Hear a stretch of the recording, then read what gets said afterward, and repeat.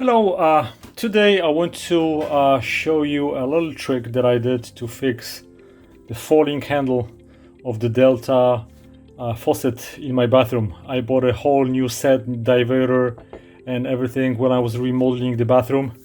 But what is the common problem with Delta faucets? This one was below $100. After a while, when you turn on and off, that thing just keeps falling off, and I read a lot of reviews that a lot of people have exactly the same problem. So here's where the problem is.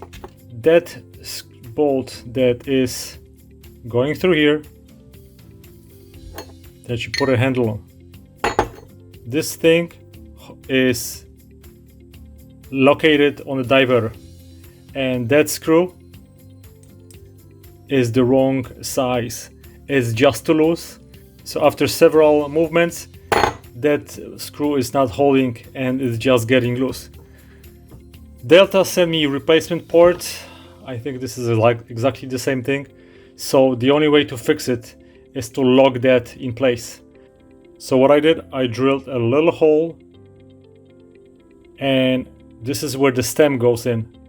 And then I used the tap and die set to create this, to make a thread, and I have a little screw that I'm going to go and put it right through, and I'm going to lock that stem in place.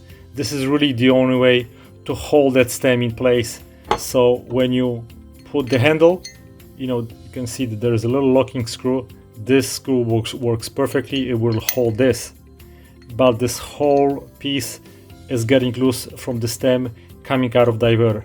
So that's my way of fixing the issue, and after I tighten the screw, the problem is gonna be solved. The only problem is that you need to have a tap and die set like this. I bought this one at Harbor Freight, and you need to have drill bits for the metal.